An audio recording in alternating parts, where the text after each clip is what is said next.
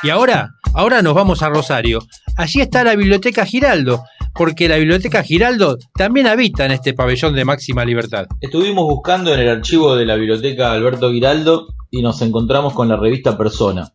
Persona fue una de las primeras publicaciones que hubo del movimiento feminista acá en Argentina entre los 60 y los 80 y fue dirigida por María O'Donnell, fundadora del movimiento de liberación femenina, ahí por el 72, que es la época en que dirige esta revista.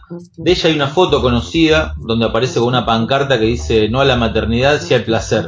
Esta foto es del 8 de marzo del 84, en la Puerta del Congreso en Buenos Aires, y a lo mejor en el último tiempo alguno la pudo haber visto porque es la tapa del libro de Mabel Bellucci, que se llama Historia de una desobediencia, aborto y feminismo.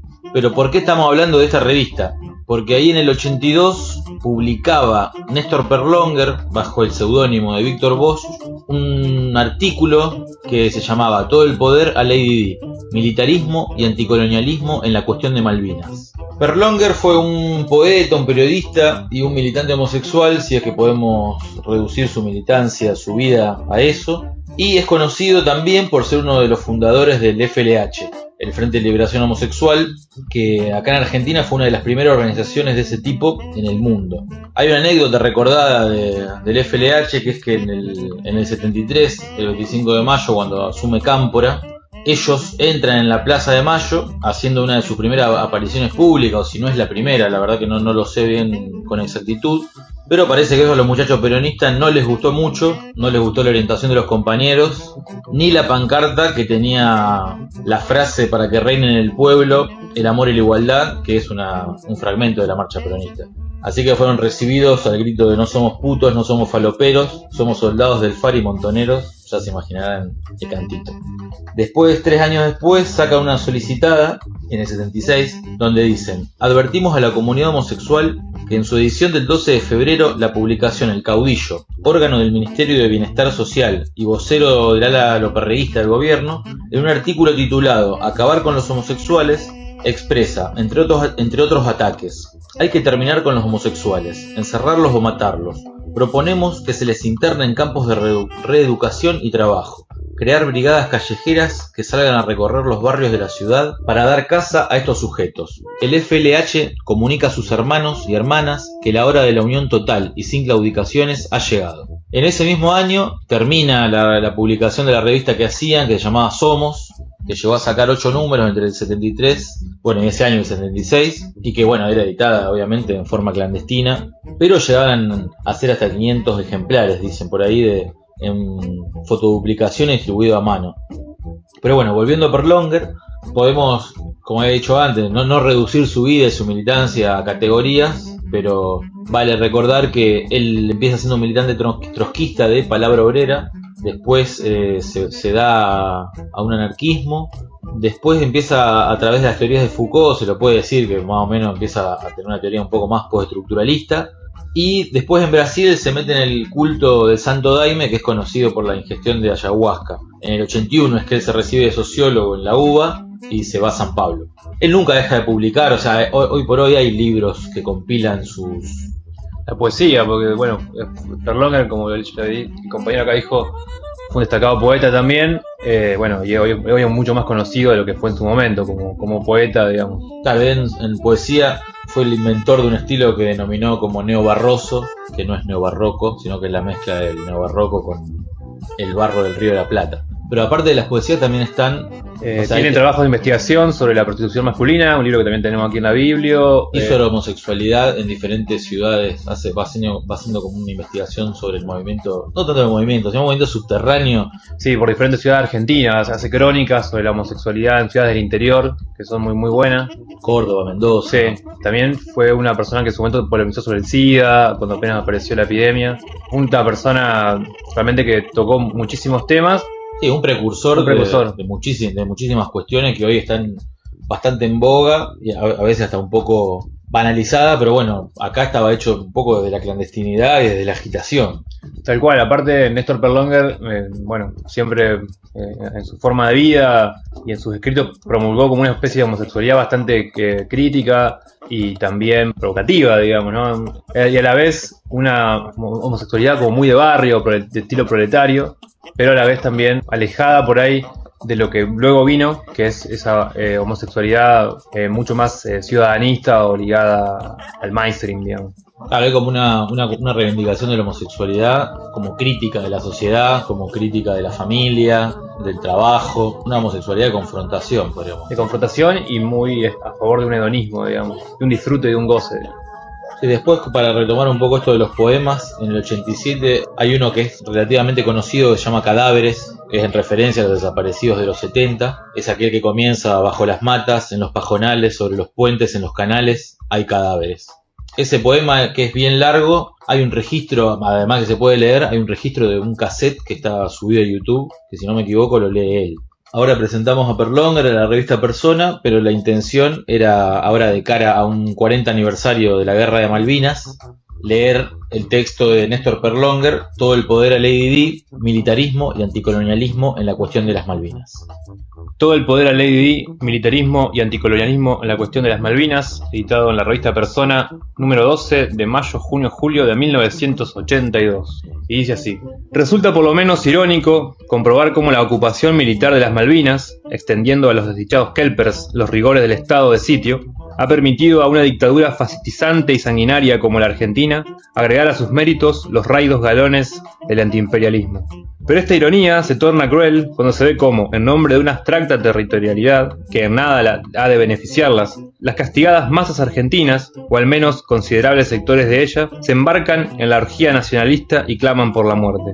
Es casi lógico que un estado paranoico como el argentino genere una guerra, la producción de excusas para un delirio xenofóbico que signifique un paso adelante, según la terminología de la ultraderecha acuñada por la revista Cabildo, que ha venido pregonando la guerra desde hace tiempo.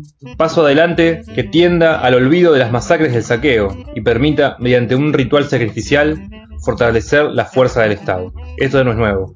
Pero el ansia de guerra de las masas, supremo deporte de nuestras sociedades masculinas, resulta menos fácil de entender, a no ser que se acuda a la hipótesis de un deseo de represión. Las masas desearon el fascismo, diría Reich, la naturaleza de cuyos enclaves libidinosos podría ser, en el seno de la épica militarista, la misma que lleva a un grupo cualquiera de muchachos a armar una patota.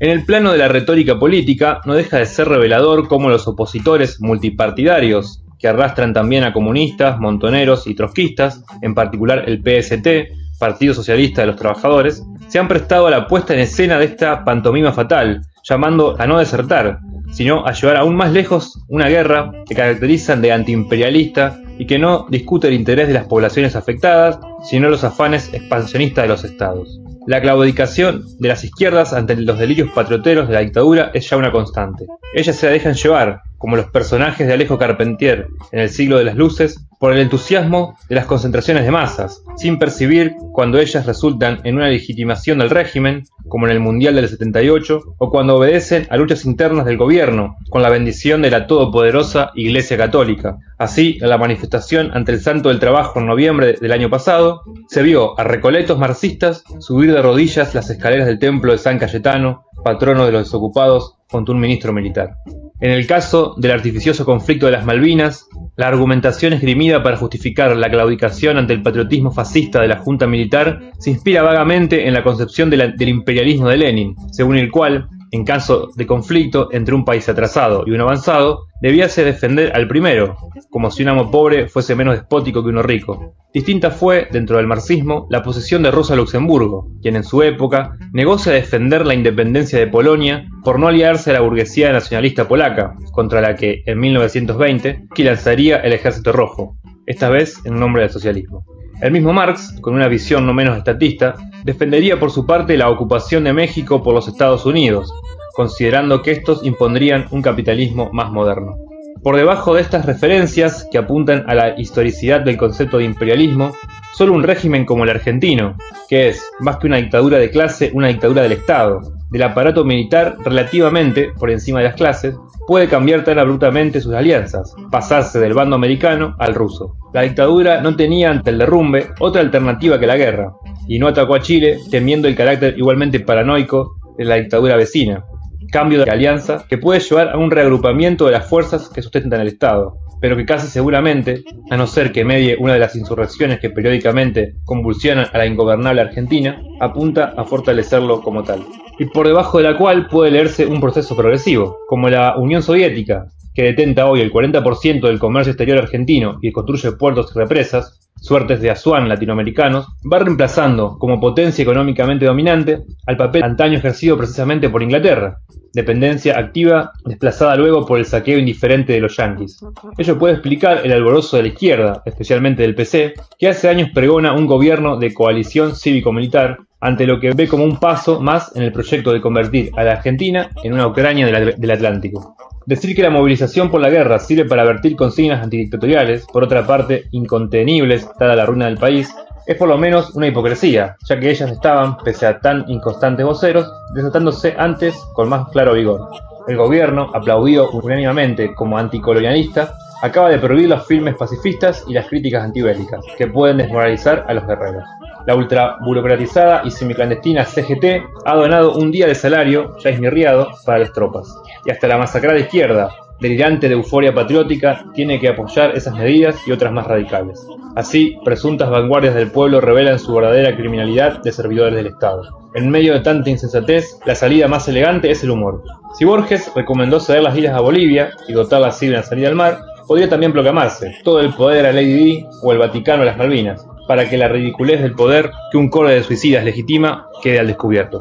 Como propuso alguien con sensatez, antes de defender la ocupación de las Malvinas, habría que postular la desocupación de la Argentina por parte del autodenominado Ejército Argentino. El solo hecho de que guapos adolescentes, en la flor de la edad, sean sacrificados o aún sometidos a las torturas de la disciplina militar en nombre de unos islotes insalubres, es una razón de sobra para denunciar este triste sainete que obra mediante el casamiento de los muchachos con la muerte.